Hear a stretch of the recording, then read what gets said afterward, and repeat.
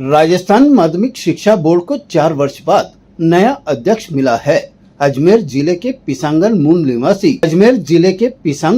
मूल निवासी और सेवानिवृत्त प्राचार्य हनुमान सिंह राठौड़ को बोर्ड अध्यक्ष नियुक्त किया गया है। शिक्षा विभाग ने इसकी अधिसूचना जारी की।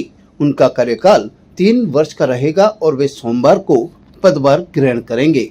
मीडिया से बातचीत में राठौड़ ने कहा कि पहली बार स्कूल शिक्षा से जुड़े व्यक्ति को यह जिम्मेदारी सौंपी गई है। उन्होंने बताया कि विद्यालयों में विद्यार्थियों की आवश्यकताओं और चुनौतियों का उन्हें लंबे समय का अनुभव है। इसी अनुभव के आधार पर वे शिक्षा व्यवस्था में सकारात्मक सुधार का प्रयास करेंगे। उन्होंने कहा कि वर्तमान समय में विद्यार्थियों के शैक्षिक उन्नयन के साथ राष्ट्रीय शिक्षा नीति के उद्देश्यों को प्रभावी ढंग से लागू करना महत्वपूर्ण है। भारतीय ज्ञान परंपरा और संस्कारों को विद्यार्थियों तक पहुंचने पर विशेष ध्यान दिया जाएगा। भारतीय ज्ञान परंपरा और संस्कारों को विद्यार्थियों तक पहुंचाने पर विशेष ध्यान दिया जाएगा ताकि वे भविष्य में देश और समाज के लिए उपयोगी और जिम्मेदार नागरिक बन सके। राठौड़ ने कहा कि बोर्ड केवल परीक्षा परिणामों तक सीमित नहीं रहेगा, बल्कि विद्यार्थियों के बौद्धिक, सामाजिक, आध्यात्मिक और शैक्षिक विकास पर भी कार्य करेगा। उन्होंने विश्वास जताया कि सभी शिक्षकों, अभिभावकों और शिक्षा विभाग के सहयोग से विद्यार्थियों के सर्वांगीण विकास के लिए प्रभावी प्रयास किए जाएंगे।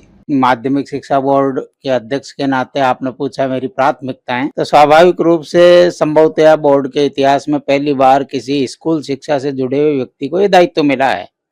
तो निश्चित तौर पर विद्यालय की छात्रों की क्या आवश्यकताएं होती है उसको मैंने अनुभव किया है अपने सेवा काल में, और इसलिए इस समय 2 प्रकार की योजनाएं हैं। एक हमारे राजस्थान के परिवेश के अनुसार विद्यार्थियों का शैक्षिक उन्नयन किस प्रकार से हो, दूसरा जो राष्ट्रीय शिक्षा नीति है उस राष्ट्रीय शिक्षा नीति में अपनी भारतीय ज्ञान परंपरा ये विद्यार्थी काल से किस प्रकार उनके अंदर और प्रेषित की जाए कि वो विद्यार्थी आगे चलकर अपने देश के लिए, अपने समाज के लिए हितकारक नागरिक के रूप में वो निकल कर आए।